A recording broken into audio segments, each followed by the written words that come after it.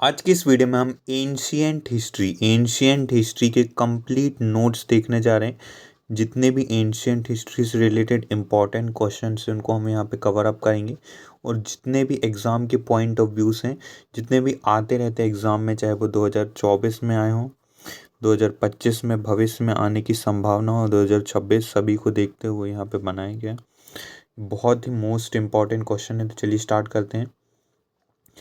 सबसे पहले हिस्ट्री, तो ये इसके फादर आपको पता होने चाहिए कि फादर ऑफ हिस्ट्री कौन कहलाते हैं। तो वो कहलाते हैं हेरोडोटस।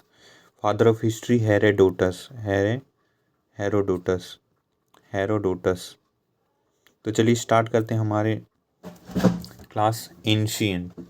तो इतिहास शब्द 3 शब्द से इति धन हा धन आस, यानी कि जो निश्चित रूप से हो चुका है। और इंग्लिश में देखें तो ये ग्रीक भाषा का शब्द है, ये एग्जाम में पूछा जा चुका है कि जो हिस्टोरिया शब्द है ये किस भाषा का शब्द है। तो ये ग्रीक भाषा का शब्द है। इसकी मीनिंग होती है छानबीन, इन्वेस्टिगेशन करना। हेरोडोटस को फादर ऑफ हिस्ट्री कहते हैं। इनकी जो बुक है उसका नाम है हिस्टोरिया। हिस्टोरिया, इनकी बुक का क्या नाम है? हिस्टोरिया। नेक्स्ट जाते हैं। इतिहास वह ग्रंथ है जो हमें अतीत में हुई घटनाओं की जानकारी देते हैं। जितनी भी अतीत में घटनाएं हो चुकी हैं, बीसी यानी बिफोर क्राइस्ट, एना डोमिनी, ईसा मसीह के जन्म का साल जो होता है वो ज़ीरो कहलाता है। और इसके टाइम की, इनके जन्म के पहले का समय बिफोर क्राइस्ट और इनके जन्म के बाद का समय कहलाता है एना डोमिनी। तो ये ग्रेगोरियन कैलेंडर है। बिफोर क्राइस्ट यानी कि इनके जन्म के पहले जो टाइम पीरियड है वो ज़ीरो से माइनस, मतलब उल्टे क्रम में चलता है। और इनके बाद के जन्म से ये तारीख बढ़ते क्रम में चलती हुई है।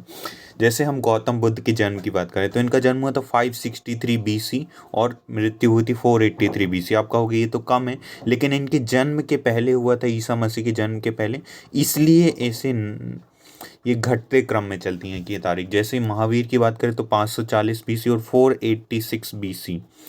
540 बीसी पैगंबर मोहम्मद की बात करें तो ये ईसा मसीह के जन्म के बाद के हैं। जैसे 570 एडी तो 662 एडी। ये केवल आपको समझाने के लिए एग्जाम्पल है यहाँ पे, केवल और केवल समझाने के लिए। इसको यहाँ तक का लिखना नहीं है, ये केवल एग्जाम्पल है कि आपको घटते क्रम में हो रहा है इनके जन्म के पहले और बढ़ते क्रम में, इसे यहाँ पे बताया गया। तो चलिए आगे चलते हैं, हम स्टार्ट करते हैं इतिहास। तो इतिहास के वर्गीकरण से हम इसको शुरू करेंगे। इतिहास का वर्गीकरण, तो क्लासिफिकेशन ऑफ हिस्ट्री की बात करें तो इसको कई विभिन्न छोटे प्री हिस्ट्री हो, चाहे प्रो हिस्ट्री हो और हिस्टोरिकल, ये 3 पार्टों में इसको डिवाइड किया गया है। तो देखिए, प्री हिस्ट्री किसे कहते हैं? तो ऐसा काल जिसमें लिखित अवशेष तो हैं लेकिन लिखित साक्ष्य नहीं है। लिखित अवशेष तो हैं लेकिन लिखित साक्ष्य नहीं, इसको कहते हैं प्री हिस्ट्री या प्राग ऐतिहासिक। दूसरा होता है प्रो हिस्ट्री यानी आद्य ऐतिहासिक, ऐसा काल जिसमें लिखित अवशेष भी हैं और जिन्हें पढ़ा जा सकता है, जिन्हें पढ़ा भी जा चुका है, तो ये कहलाता है प्रो हिस्ट्री। और तीसरा होता है हिस्टोरिक, जो अभी हम टाइम पीरियड जी रहे हैं जिसमें लिखित साक्ष्य भी हैं, लिखा भी है और पढ़ा भी जा चुका है, वो है। तो पहली कंडीशन है जिसमें लिखा है लेकिन कुछ समझ ही नहीं आया, पता नहीं है क्या लिख दिए हैं। दूसरा है इसमें लिखा तो है और लेकिन पढ़ा ही नहीं। सबसे पहले तो इनने कुछ लिखा ही नहीं था प्री हिस्ट्री में, फिर प्रो हिस्ट्री में थोड़ी बहुत लिखा, अब कहाँ लिख दिए, कुछ पल्ला ही नहीं पढ़ना, मतलब समझ ही नहीं आ रहा। तीसरा है हिस्टोरिक पीरियड, इसमें लिखा भी और हम समझ भी पा रहे हैं, तो इसको कहते हैं हिस्टोरिक पीरियड। तो चलिए स्टार्ट करते हैं, हम आगे बढ़ते हैं। तो ये जो प्री हिस्ट्री, इसको 2 पार्ट में डिवाइड किया जाता है। एक होता है स्टोन एज और कॉपर एज। स्टोन एज यानी पाषाण काल कह सकते हैं, जिसमें पत्थर का प्रयोग करना शुरू किया गया था। और कॉपर एज यानी तांबा सबसे पहले खोजी गई धातु थी उसके विषय में। अब ये जो है ना स्टोन एज, इसके भी 3 पार्ट हैं, पुरा पाषाण काल, मध्य पाषाण काल और नव पाषाण काल। आग का आविष्कार हुआ था पुरा पाषाण काल में। ये बहुत इंपॉर्टेंट क्वेश्चन है, एमटीएस में पूछा गया क्वेश्चन है कि आग की खोज कब हुई थी। तो आग की खोज हुई थी पुरा पाषाण काल में। मध्य पाषाण काल में पशुपालन शुरू हुआ, तो नव पाषाण काल में कृषि की शुरुआत हुई थी। तो यहाँ पे टाइम पीरियड बताया गया है, आप यहाँ पे देख सकते हैं। हो सकता है कि कुछ इंग्लिश मीडियम के उनको समझने में प्रॉब्लम हो रही, तो मैं कोशिश करूँगा कि इंग्लिश के जो वर्ड्स हैं उनका यूज़ करूँ ताकि आप इजीली समझ पाएँ। जैसे कि यहाँ पे एंशियंट हिस्ट्री, मिडाइवल हिस्ट्री और मॉडर्न हिस्ट्री है। तो यहाँ पे हम केवल टाइम पीरियड देखेंगे, इसको विस्तार में हम आगे चल के पढ़ेंगे। एंशियंट हिस्ट्री है जैसे 600 से लेके 712 एडी तक है। यहाँ पे देखें तो मिडाइवल हिस्ट्री है वो है 12 से लेकर 17 तक है। दूसरी मॉडर्न हिस्ट्री 17 से लेकर 1947 से, 1947 से लेकर आज के टाइम पीरियड देखें ना 2024 तक, तो ये जो है ये कंटेम्प्रेरी वर्ल्ड पॉलिटिक्स का टाइम पीरियड आ जाता है। तो सबसे पहले क्रिस्टोफर सेल्यूरस ने भारतीय इतिहास को 3 हिस्सों में विभाजित, इसको 3 पार्ट्स में डिवाइड किया था। ये बहुत ही इंपॉर्टेंट क्वेश्चन है, इसको आप इंपॉर्टेंट टिक कर लें कि एग्जाम के पॉइंट ऑफ व्यू से काफ़ी इंपॉर्टेंट है कि किसने भारतीय इतिहास को 3 हिस्सों में बांटा था। क्रिस्टोफर सेल्यूरस ने। अब अपन आ जाते हैं एंशियंट हिस्ट्री से स्टार्ट करते हैं। अभी तक हमने हिस्ट्री देखा, हिस्ट्री के पार्ट देखे, यहाँ पे पूरा हमने इसको समझा। अब हम आ जाते हैं कि जो हिस्ट्री है ना, इसको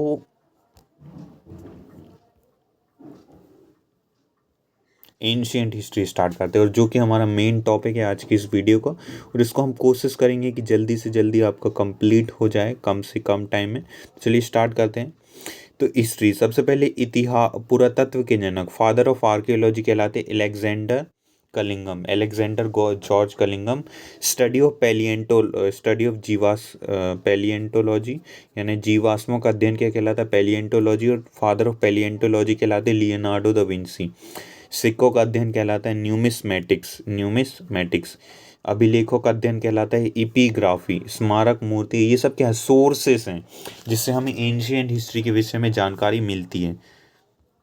तो चलिए आगे बढ़ते हैं। दूसरा है साहित्यिक।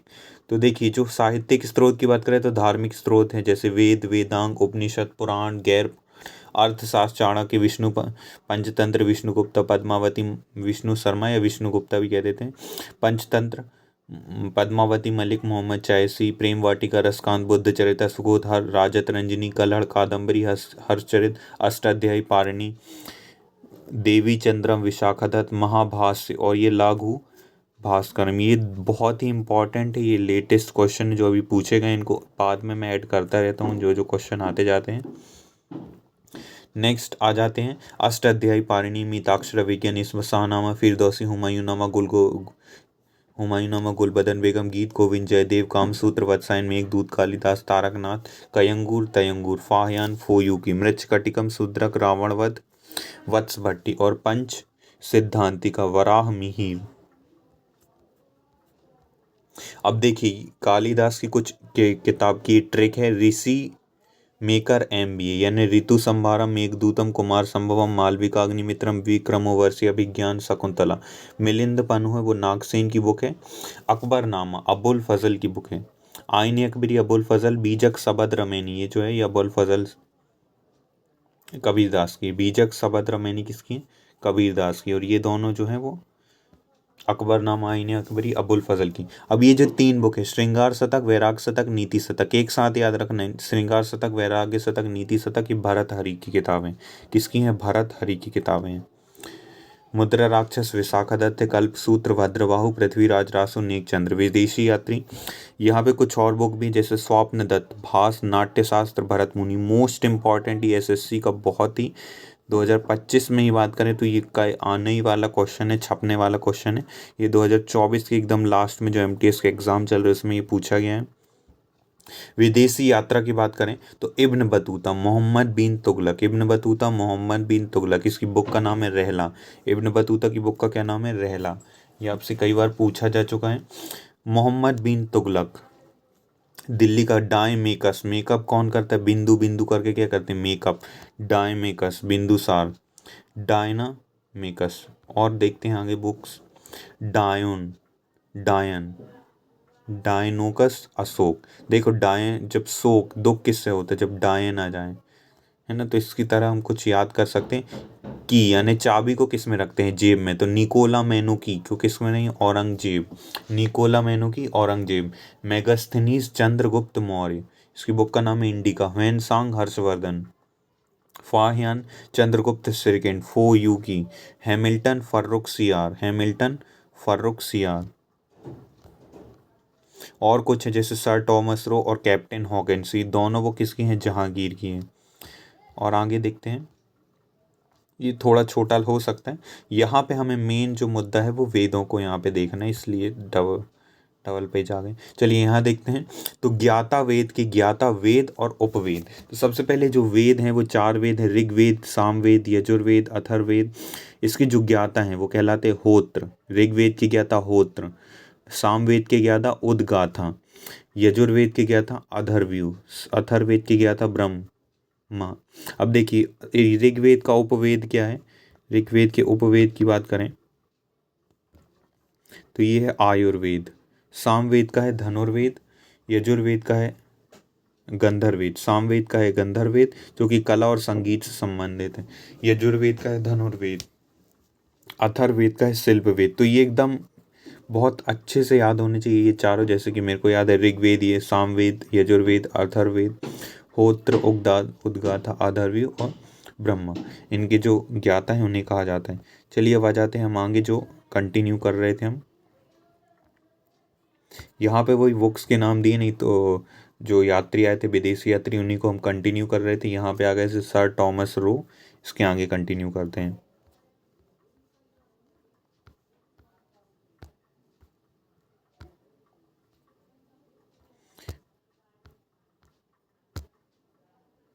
तो चलिए आगे देखते हैं।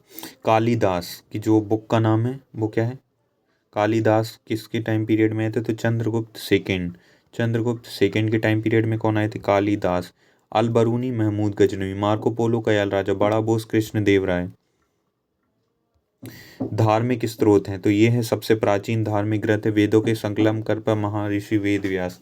ऋग्वेद, सामवेद, यजुर्वेद, अथर्ववेद। सबसे पुराना जो वेद है वो ऋग्वेद है और सबसे नया है वो अथर्ववेद है।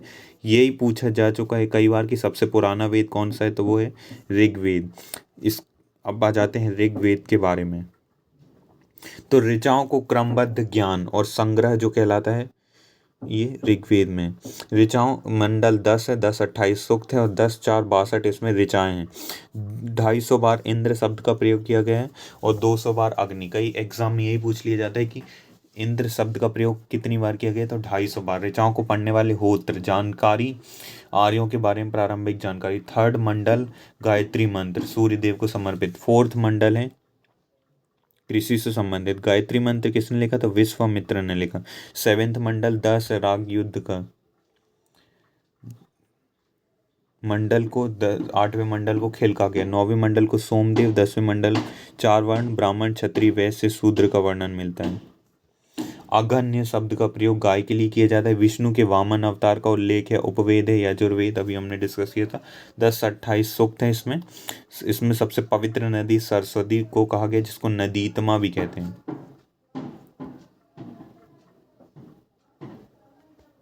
चलिए आगे बढ़ते हैं फटाफट।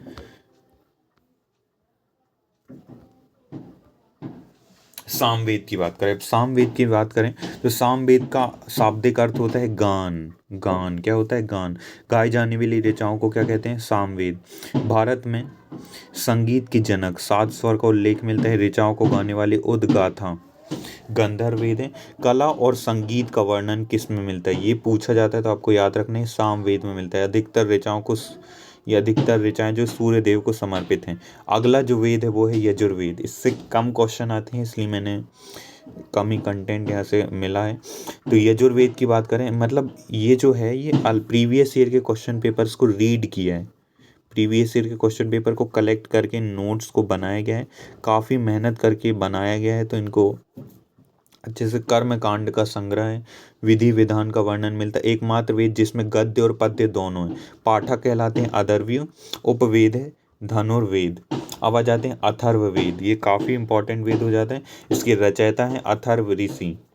उपवेद है शिल्पवेद। उपवेद क्या है इसका, शिल्प वेद। अंधविश्वास, जादू टोना, कन्याओं के जन्म की निंदा, ये सब इसमें वर्णन मिलता है। राजा परीक्षित को कुरुओं का राजा, सभा और संगीति को प्रजापति की वेदी पुत्रियां हैं, ठीक है ना।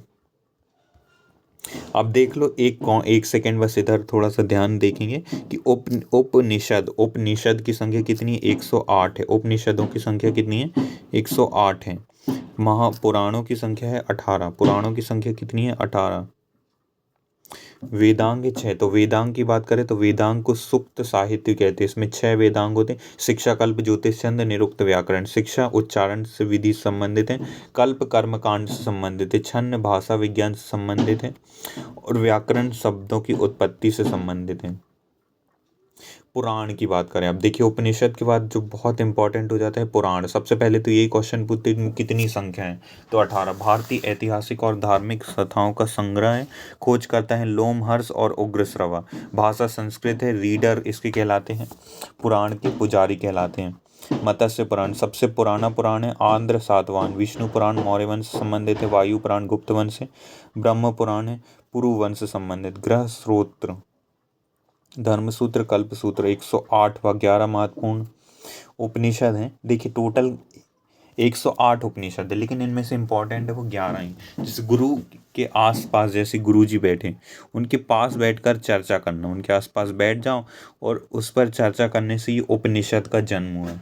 समीप बैठना, इसका शाब्दिक अर्थ होता है समीप बैठना। अब किसके समीप बैठोगे, किसके पास बैठोगे, तो गुरु जी के, है ना।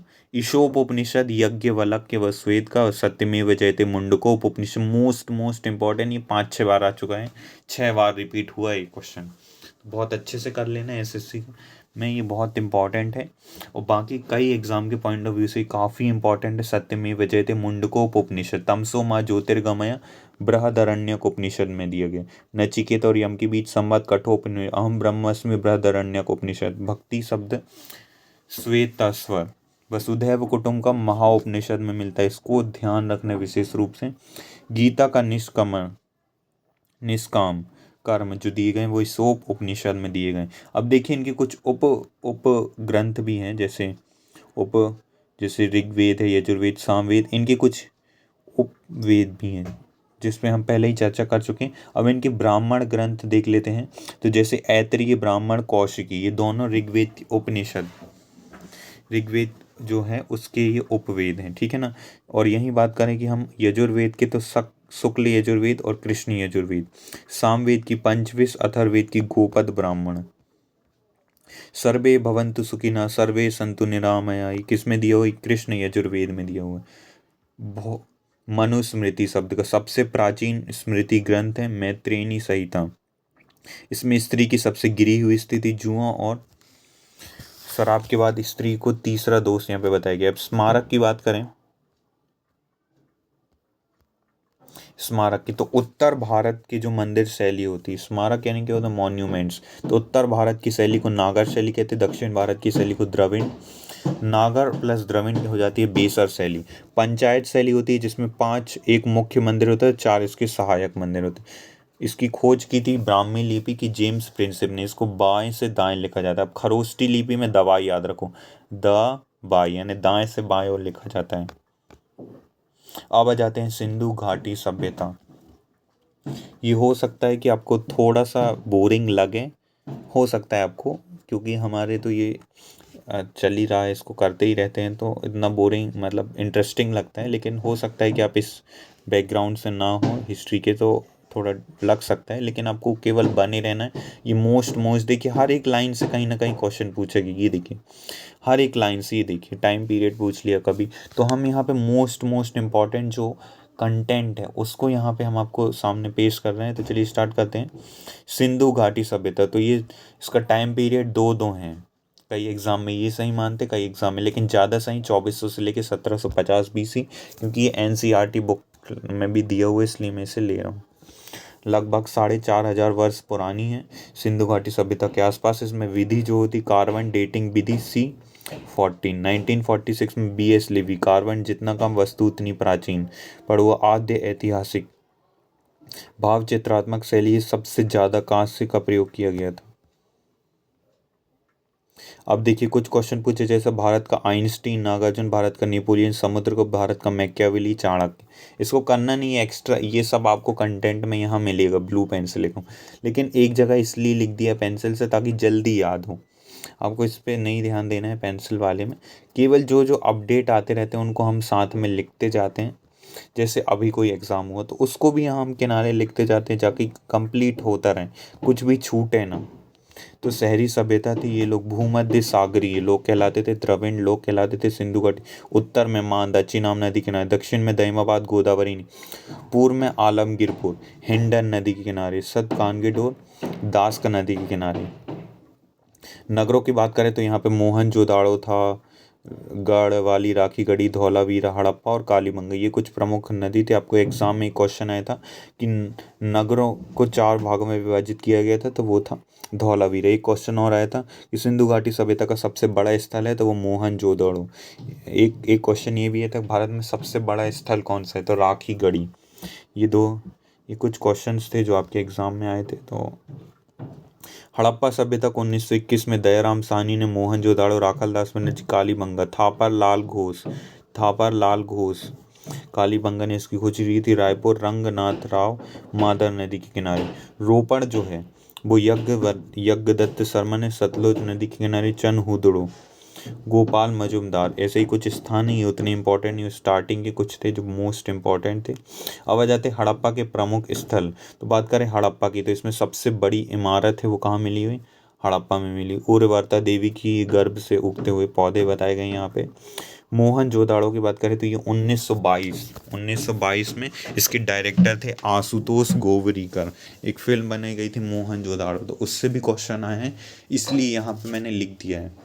नेक्स्ट जाते हैं, मृतकों का टीला किसे कहते हैं, मृतकों का टीला। तो मृतकों का टीला मोहनजोदाड़ो को कहते हैं। प्रसिद्ध इमारत विशाल स्नानागार, विशाल स्नानागार। नटराज की मूर्ति है यहाँ पे, नर्तकी की मूर्ति है, पशुपति नाथ की मूर्ति है। तो ये सभी काफ़ी इंपॉर्टेंट है, जो जो इम्पोर्टेंट लिखो इससे बार बार क्वेश्चन, और इससे 5 बार क्वेश्चन आ चुका है अलग अलग एग्जाम में। मृतकों का टीला किसको कहते हैं, मोहनजोदाड़ो। अब बोर भी हो गया इनको दे दे के एग्जाम में। दाढ़ी वाले पुरुष की स्वास्तिक का चिन्ह, प्रत्येक घर के सामने कुआं के अवशेष मिले हैं, वो कहाँ मिले, मोहनजोदाड़ो में। अब बात करते हैं चनहुदड़ो। तो ये ग्रामीण स्थल एकमात्र ऐसे स्थल था यहाँ पे चूड़ियाँ और लिपस्टिक जैसे साक्ष्य मिलते हैं। पीछे बिल्ली का पीछा करते कुत्ते के पद चिन्ह मिले हैं।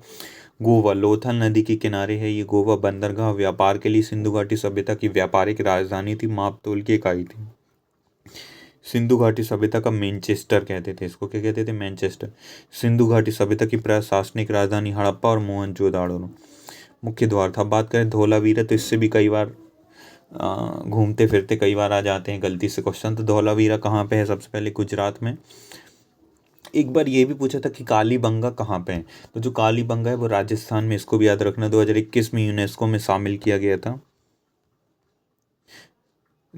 घोड़े के पैरों के अवशेष कहाँ मिले, सतकुंडगडोर। कालीबंगा इसको याद रखना, राजस्थान में। हवन कुंड, जुते हुए खेत, काली मिट्टी, घाघर नदी के किनारे हैं। काली मिट्टी और युग्म समाधियाँ।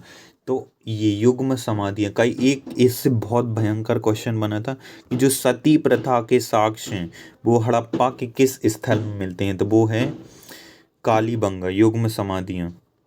तो यहाँ के लोग 2 व्यवसाय करते थे, कृषि और व्यापार। अंत में बाढ़ माना जाता है, इसका कई कारण हैं, कई अलग अलग कहते हैं। अब हम आ जाते हैं अपने नेक्स्ट टॉपिक जो है वैदिक सभ्यता। ये 1 शॉट वीडियो आप सभी जानते होंगे, तो थोड़ा सा हो सकता है कि थोड़ा लंबा हो, लेकिन हम इसको पूरा कंप्लीट करने की ज़रूर कोशिश करेंगे। एंशियंट हिस्ट्री को पूरा कंप्लीट करके ही जाना है, अपना ये टारगेट है। और 1 शॉट में आपको यहाँ पे कंप्लीट कर रहे हैं, यानी कि इसको पूरा एक बार में हम पढ़ लेंगे। जो लोग कई सालों में, कई महीनों लगा देते हैं, उसको हम 1 घंटे से के भी अंदर में, बहुत मिनिमम टाइम में इसको पढ़ लेंगे। तो ऋग्वेद और उत्तरवेद, ऋग्वैदिक काल और उत्तर वैदिक काल 1000 से लेके 600 BC, और ये 1500 से लेके 400 BC। तो पहले था वैदिक काल, फिर आए उत्तर वैदिक काल। ये इससे रिलेटेड उत्तर नहीं है, ठीक है। नेक्स्ट आ जाते हैं अब इनके भी, अब स्टार्ट करते हैं इनसे रिलेटेड जो क्वेश्चन आए। तो देखिए, आर्यों का आगमन कहाँ से हुआ, मध्य एशिया से, ये मैक्सुमुला ने बताया। आर्यवर्त भारत की पुरानी, आर्य शब्द का अर्थ होता है श्रेष्ठ या कुलीन। सभ्यता बसाई थी, तो ये वैदिक सभ्यता थी। भाषा संस्कृति ग्रामीण सभ्यता थी। परिवार था पितृ सत्तात्मक। ऋग्वैदिक काल में न्यायिक अधिकारी का उल्लेख नहीं मिलता। गविष्टि शब्द का, युद्ध के लिए किसका, गविष्टि शब्द का, यानी गायों की खोज होता है, इसका अर्थ होता है। अब इससे थोड़े बहुत चलते फिरते कई बार आ जाते हैं क्वेश्चन, तो इसको भी थोड़ा देख लें, जहाँ जहाँ इंपॉर्टेंट टिक है ये जरूर आप कर लेना है। 10 राज्य का युद्ध, तो पुरुषनी नदी के किनारे, इसकी पीडीएफ कहाँ मिलेगी इसको मैं आपको वीडियो के बीच में बताऊंगा। तो अविवाहित महिलाओं को अमाजू कहा जाता था, जो और पुनर्विवाह केवल देवर से किया जाता है। तो पवित्र नदी थी जो सरस्वती थी, इंद्र को युद्ध और वर्षा का नहीं था, सबसे पवित्र पशु थी गाय और प्रिय पशु थी घोड़ा। ठीक है, अब प्रमुख पेय पदार्थ सोमरस और प्रमुख देवता थे अग्निदेव। अब जितनी भी प्रमुख वहाँ पे वस्तु विनिमय प्रणाली होती थी और पशुपालन कृषि होता था। अब नदियों के प्राचीन नाम देख लेते हैं, जितनी भी ये जो नदियां हैं इनके प्राचीन नाम।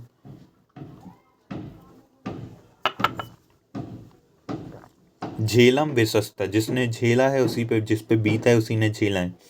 चिनाब अस्किनी, चुनाव होगा तो नेता लोग क्या करने, पूछने आ जाते, आस्क करने आ। चिनाब अस्किनी, सतलुज सतुद्री, व्यास विपाशा, गंडक सदानीरा, गंगा द्रस्वती, गोमती गोमल। और देखिए सिंधु की सिद्धू, सिद्धू, ये जो लिख देता हूँ मैं ऊपर, ये एक्स्ट्रा पॉइंट होते हैं जो हो सकता है कि कई बार आ जाते हैं, लेकिन हमें जो देखना है वो अपने एंशियंट हिस्ट्री में जो जो पार्ट है वो करना है। तो उत्तर वैदिकवाद की बात करें तो इंद्र के स्थान पर सबसे प्रिय देवता थे प्रजापति। वर्ण व्यवस्था जन्म के आधार पर थी। राज्यभिषेक राजसूय यज्ञ उस समय किया जाता था। मुद्रा की इकाई थी निष्क और सात्यमान। प्रशासनिक इकाई थी कुल। कुल ग्राम विश्व जन राष्ट्र, कुल ग्राम विश्व जन राष्ट्र। ठीक है, अब महाजनपद काल की बात करें तो उस समय दूसरा दूसरा नगरीकरण था। 16 जनपद थे। अंगुत्तर निकाय और जैन धर्म भगवती सूत्र में इसका वर्णन मिलता है। 16 में से 14 राजतंत्र थे और 2 गणतंत्र थे। तो वज्जी और मल्ल ये जो थे ये गणतंत्र थे। ये इसकी ट्रिक है इसको याद करने की, लेकिन मैं सजेस्ट करूंगा कि यार मत यूज़ करो ट्रिक फ्रिक। अफगानिस्तान में जो नदियाँ थी वो काबुल थी। इसको मैं आगे बताने वाला हूँ, एक सेकेंड बस रुक जाइए, 1 मिनट। इसके बाद कुंभ काबुल सोवस्तु स्वाति स्थान पर।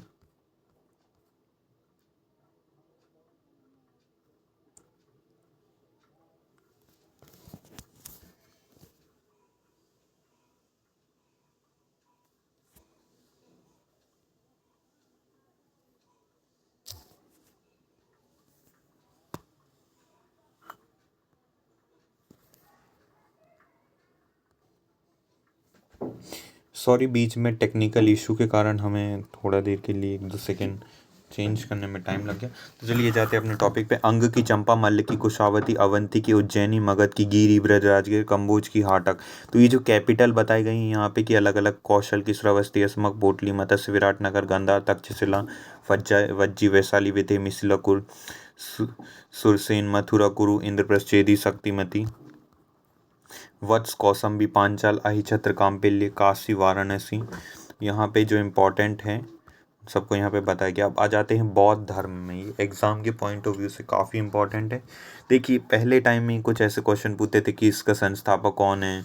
बौद्ध धर्म में लाइट ऑफ एशिया, शाक्य मुनि किसको कहते, तो महात्मा बुद्ध को ही कहते। 563 BC। कपिलवस्तु लुम्बिनी, नेपाल में इनका जन्म हुआ था। पिता शुद्धोदन थे।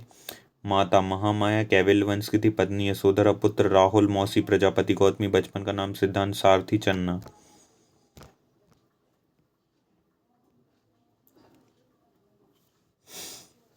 कथक, चादृश, बूढ़ा व्यक्ति, बीमार व्यक्ति, सब सन्यासी। त्याग थे 19 जुलाई।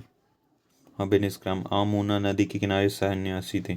फर्स्ट गुरु थे अलार कलाम।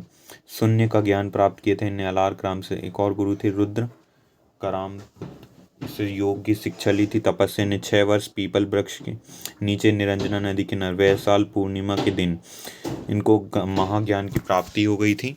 इनका सिद्धार्थ से ये महात्मा बुद्ध बन गए। गया से बौद्ध गया। पीपल वृक्ष बौद्ध ही वृक्ष बन गया था। नेक्स्ट बात करते हैं इनका प्रथम उपदेश ने दिया था जिसे धर्म चक्र प्रवर्तन कहते हैं। ऋषि पतनम में कहते हैं। ऋषि पतनम किसको कहा जाता है, सारनाथ को कहा जाता है। नेक्स्ट आ जाते हैं कि सार्वधिक उपदेश ने श्रावस्ती में दिए थे। सारनाथ में बौद्ध धर्म की स्थापना की थी। फर्स्ट शिष्य थे तपस्तु और बल्लुक।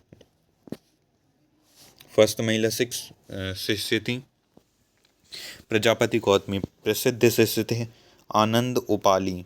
त्रिरत्न बौद्ध धम्म संघ, जीवन के अंतिम समय में ये कुशीनगर में थे।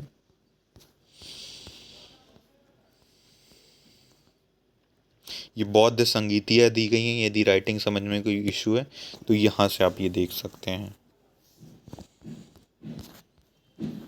चलिए आगे चलते हैं, कुछ और फैक्ट्स हैं। अब आ जाते हैं हम जैन धर्म पर। तो जैन धर्म यानी जिसने अपनी इंद्रियों पर विजय प्राप्त कर लिया, टोटल 24 तीर्थंकर हुए हैं। पहले तीर्थंकर थे ऋषभदेव, या जिसे आदिनाथ बोलते हैं, गोमटेश्वर, श्रावण गोलबेला में।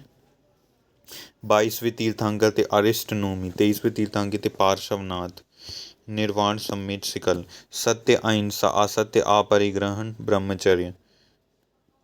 इनने कुछ 5वां व्रत जो था वो महावीर स्वामी ने जोड़ा था। 24वें तीर्थंकर थे महावीर वर्धमान स्वामी। महावीर स्वामी के विषय में आप जानते हैं। महावीर स्वामी का जन्म 540 BC में। बचपन का नाम वर्धमान, पिता सिद्धार्थ, माता त्रिशला, पत्नी यशोदा, पुत्री अणुजा। गृह त्याग के 30 वर्ष की उम्र में अपने भैया नंदी वर्मन से आज्ञा लेकर। मक्खली गोसाल भी इनके साथ कर रहे थे तपस्या, तो उनने आजीवक संप्रदाय की स्थापना की, जिसके फॉलोअर थे बिंदुसार। ये भाग्य पर आधारित था, यानी जो कर रहे थे वो भाग्य के ऊपर छोड़ दो, तो ये मानना था मक्खली गोसाल का। तो तपस्या 12 वर्ष तक ये थी। रीजू पालिका नदी के किनारे साल वृक्ष के नीचे। प्रथम शिष्य थे जमाली, इनके दमान थे।